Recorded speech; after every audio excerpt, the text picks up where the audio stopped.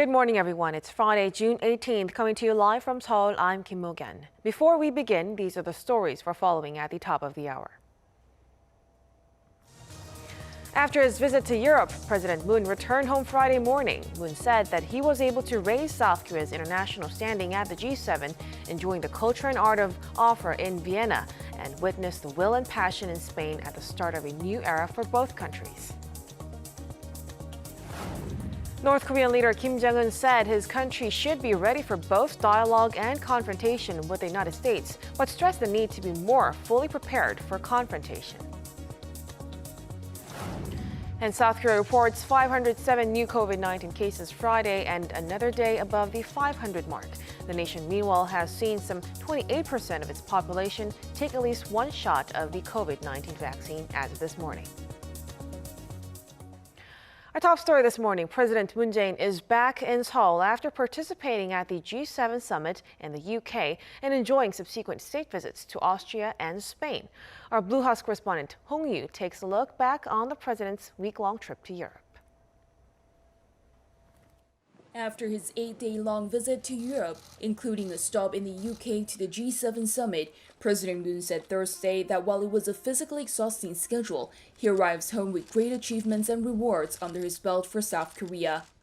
President Moon took to social media on his flight back, saying he was able to verify South Korea's enhanced international standing at the G7, enjoy the culture and art on offer in Vienna, and witness the will and passion in Spain for opening a new era.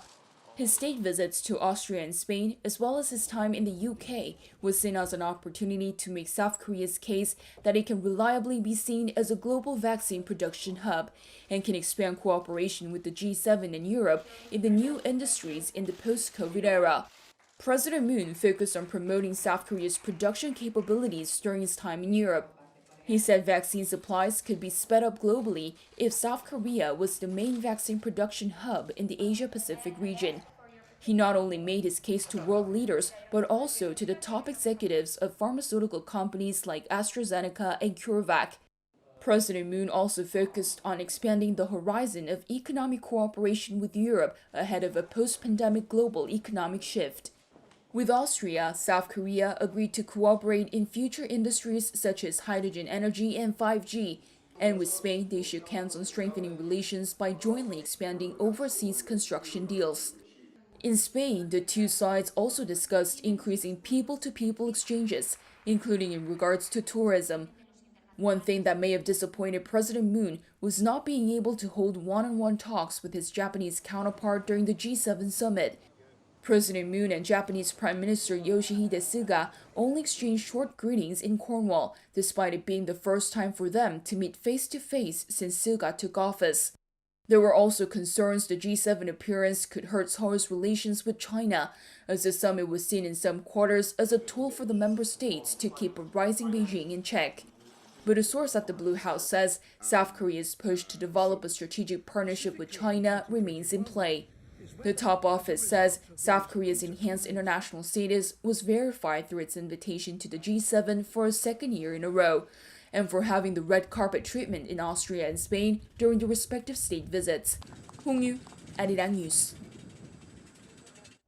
President Moon Jae-in has delivered a keynote speech at the International Labour Conference. Opening the two-day virtual event Thursday, he spoke under the theme of International Action for a Human-Centered COVID-19 Response. He stressed the importance of an inclusive recovery that's equitable for everyone, every company, and every nation. It's the first time a South Korean leader has attended an ILO meeting since the country joined in 1991. U.S. President Joe Biden is expected to give a speech as well. North Korea has announced its official strategy and policy direction on the U.S., the first of its kind since President Biden took office. And this includes both dialogue and confrontation with Washington. For more on this, we have our North Korean affairs correspondent Kim Dami on the line for us. Dami, give us the details. Mo-gan, while calling for efforts to take, quote, stable control of the situation on the Korean peninsula, North Korean leader Kim Jong-un has said his regime should be ready for both dialogue and confrontation with the U.S. But he stressed the need to be more fully prepared for confrontation. Like you mentioned, this is the North's first strategy and policy direction since the Biden administration took office in January. The North State media reported Friday that Kim made a detailed analysis of the policy tendencies of the new U.S. administration toward the North and clarified the appropriate strategic and tactical counteractions and the direction of activities related to Washington. Despite the emphasis on confrontation with the U.S., experts hint out that Pyongyang is taking a more flexible stance on resuming talks with Washington, given that the tone was softer than usual and didn't feature any lashing out at Seoul or Washington. Tammy, now if the North is considering returning to dialogue with Washington, when can we actually expect that to happen? Well, analysts say it is still too early right now to say whether the regime is up for talks with Washington. That's because internal affairs like improving people's lives are Kim Jong-un's top priority at the moment. And in fact, for the first time, the regime's key party meeting covered child care policy. The young leader has pledged to provide nutritional products for all children in the reclusive states, acknowledging the regime's previous lack of support for kids. Thursday's meeting also saw the North indicate that it will play a more active role in international affairs like the U.S.-China tensions. While the three-day meeting of the Central Committee of the Workers' Party is still ongoing, Pyongyang is expected to unveil more specific messages towards Seoul and Washington once the meeting comes to an end. That's all I have. Back to you, Morgan. Thank you for that report, Tammy. We appreciate it. Now, China was one country closely watching this week's U.S. Russia summit, and Beijing seems to be relieved after no major breakthroughs were reached. Kim Hyo-sun has more on this story. China has welcomed the agreement reached between the U.S. and Russia to resume nuclear arms control talks, announced after the recent summit between the two countries. China welcomes the consensus reached between the U.S. and Russia on holding the strategic stability dialogue. Beijing's foreign ministry further explained Thursday that the U.S. and Russia, countries with the world's largest nuclear arsenals, should fulfill their duty in nuclear disarmament in accordance with relevant UN regulations and international consensus. Chinese state media outlets also covered the Biden-Putin summit, but underscored that there were no major breakthroughs. Relieved to witness tensions between the U.S. and Russia, they also pointed out that there were sticking points, namely on the issue of human rights and Russia-Ukraine tensions. Nevertheless, President Biden's first overseas trip to Europe is expected to further intensify U.S. pressure on China. This as both the G7 and NATO endorsed Washington's stance, acknowledging that Beijing presents, quote, systemic challenges. Against this backdrop, tensions between the U.S. and China have escalated in the South China Sea and around Taiwan. China's Air Force flew a record 28 warplanes into Taiwan's Air Defense Identification Zone Tuesday, to which the U.S. responded by flying its own surveillance planes into the region. Watchers say tensions between the world's two superpowers could escalate, especially with China celebrating the centennial anniversary of the founding of its Communist Party on July 1st. Kim Hyo-sun, Arirang News.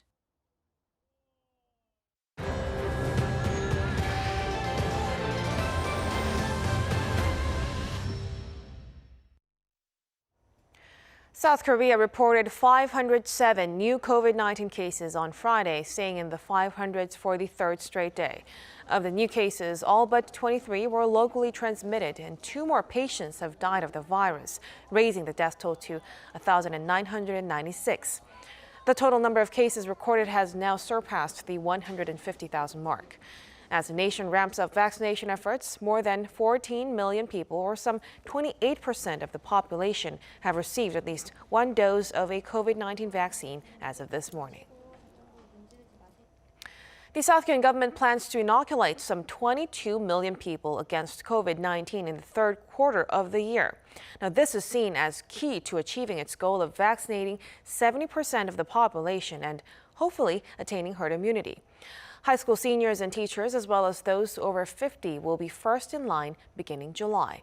Lee Kyung-un reports. In the third quarter, South Korea will be expanding its COVID-19 vaccinations to the rest of the public aged between 18 and 59. Some 22 million people will get at least one dose, helping South Korea reach the target of 70% of its population by the end of September, the threshold for reaching herd immunity. First in line are high school seniors who will get the Pfizer vaccine starting on July 19th. Teachers over the age of 30 will be next and will get either the Pfizer or Moderna vaccine starting on July 26th.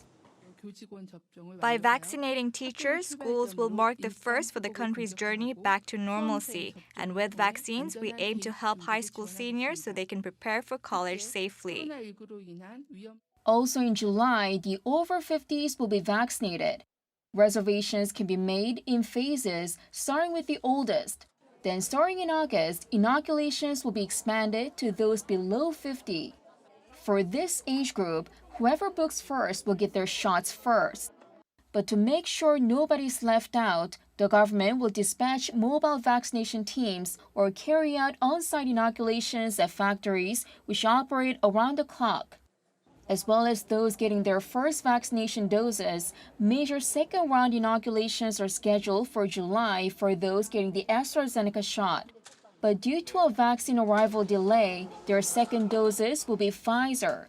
It may not be optimal, but authorities say it is safe and effective. There is an increasing number of mixed-match vaccinations being administered overseas, and studies show meaningful results like high levels of immunity and safety, as well as protection against variants. Before these plans officially start in early July, authorities will inoculate those over 60 and other priority groups from the second quarter who are unable to get their shots.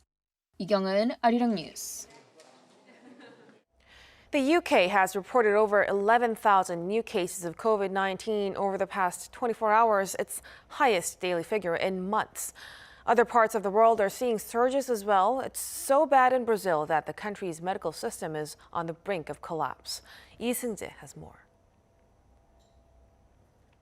The UK on Thursday reported 11,007 new COVID-19 cases and another 19 deaths. It's a sharp increase from the 9,055 cases reported a day earlier, and the highest since February 19th, when over 12,000 cases were reported. Health experts say the resurgence is linked to the more transmissible Delta variant becoming the dominant strain. However, a leading COVID-19 research center in the UK remains optimistic, saying the figures should peak in around 10 to 14 days' time, and in a month, cases could be lower than now and be more manageable. With over 42 million people having received at least one dose of a COVID-19 vaccine, over 80% of British adults have now been jabbed.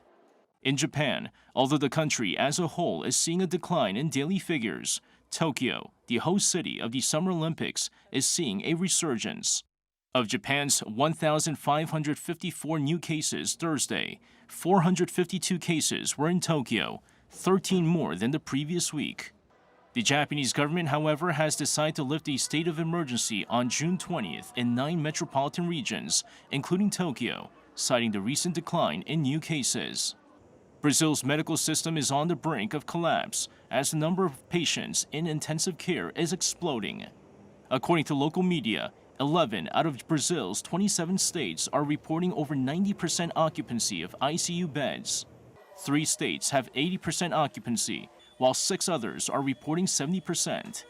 The country confirmed over 95,000 new cases on Thursday, with nearly 3,000 deaths, the highest daily death toll since April. Lee Seung-jae, Arirang News. Meteorologists are forecasting a scorching hot summer this year around the globe, even hotter than last year. Russia will experience heat not seen in over a century, and in the U.S. state of California, there's prospect of more wildfires. Han Sung-woo has the details.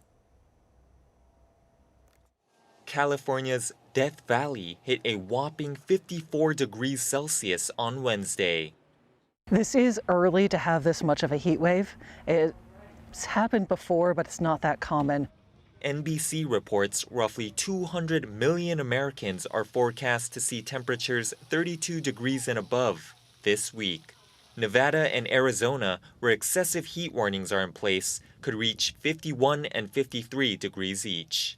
The rest of California, even cities along the coast, are getting overheated, and the state's worried it may lead to more wildfires and electrical grid failures. It's scorching. Thank God for the little bit of AC we get from the ocean.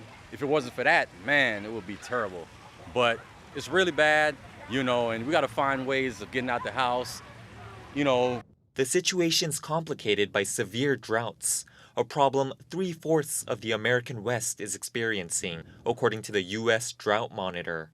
It's not much different across the globe in Russia. Wildfires are being reported in Siberia, and in May, Moscow saw daily temperatures hover above 30 degrees, abnormally warm weather not seen in over 120 years. Meanwhile, the Middle East is reporting heat waves 1 month ahead of schedule. The mercury climbed above 50 degrees in at least 4 countries, including Iran, Kuwait, Oman, and the United Arab Emirates in early June. Meteorologists are attributing the region's extreme heat to a so-called heat dome, where high pressure in the atmosphere traps warm air as it rises before pushing it back towards the planet's surface. 한성우, Arirang News. This year is the 30th anniversary of South Korea's membership of the United Nations. To mark the occasion, Seoul's Foreign Ministry held a series of sessions to discuss the past and future of South Korea's role on the global stage. Yoon Jung-min reports. Celebrating 3 decades of membership of the United Nations, South Korea held a series of sessions on Thursday, looking back on the past while discussing diplomacy for the next 30 years. The Korea UN 30th Anniversary International Forum was attended by former Korean ambassadors to the UN and foreign diplomats to South Korea, among others. But also this year is the 30th anniversary of Korea's becoming from aid recipient to aid donor country. That means Korea enjoys a great deal of confidence from other countries. That means Korea will assume the chairmanship of different committees. Former ambassadors to the UN say South Korea shares certain values with the international community, such as democracy and human rights. Based on our own experience of developing from a dictatorship into a democracy, we have come to realize the importance of ensuring people's life with human dignity. So in the United Nations, we try to spread democracy and promote human rights. As part of efforts to enhance South Korea's contributions to the international community, Seoul plans to hold a UN peacekeeping ministerial meeting in December. It also plans to make a bid for a non-permanent member seat at the UN Security Council for the 2024 to 2025 period.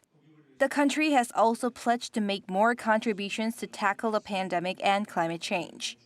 In his pre-recorded opening remarks, Seoul's Foreign Minister Jong-un highlighted the government's will for the success of the Korean Peninsula peace process, adding that the two Koreas had hoped for peace and coexistence when they joined the UN together 30 years ago. Yoon Jung-min, Arirang News. The Korean martial art Taekwondo could soon officially be celebrated in California every year. A bill to celebrate International Taekwondo Day on September 4th has received unanimous approval from the 68 California State Assembly members. It was jointly introduced by members of the California Assembly Sharon Kirk-Silva and Choi Seok-ho. Kirk-Silva said Taekwondo Day will be a day to honor the rich cultural and historic influence of the Asian American community.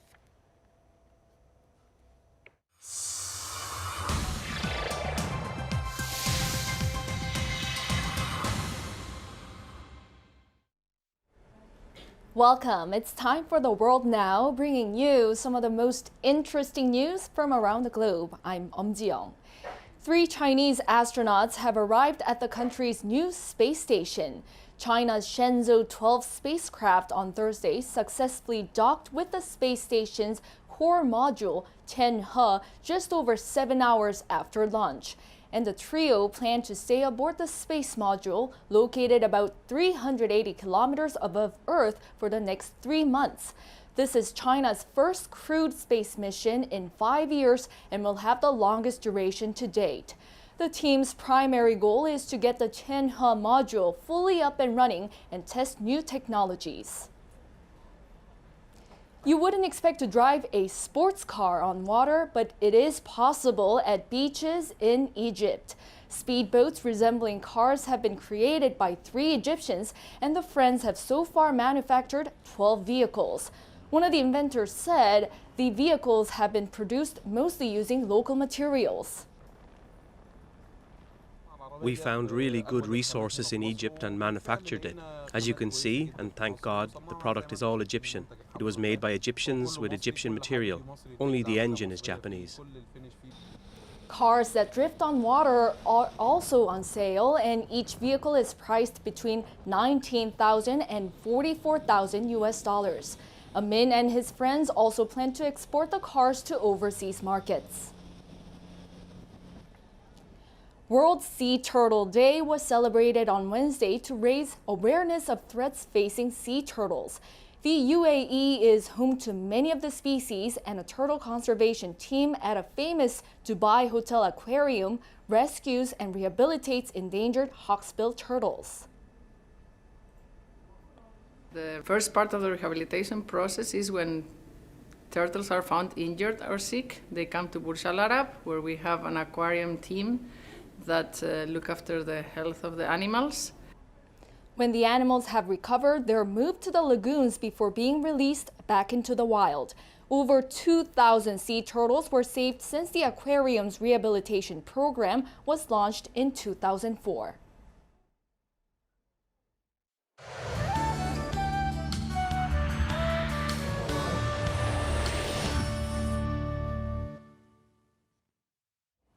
Good morning. It was a rainy start to the day across the country. Well, precipitation will be less than 5 millimeters and it should let up before noon.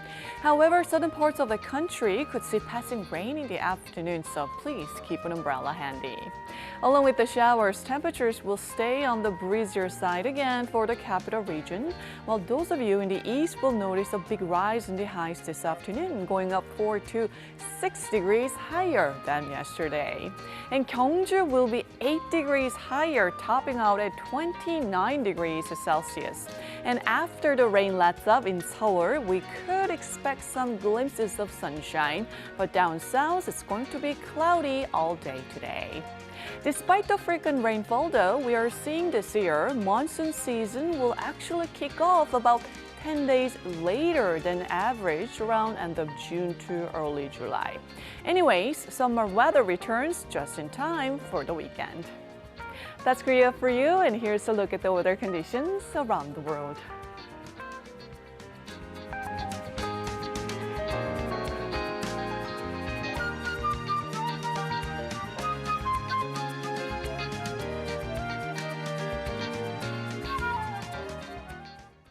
That'll do it for us at this hour on Arirang News. We'll be back at noon Korea time. Thank you for watching.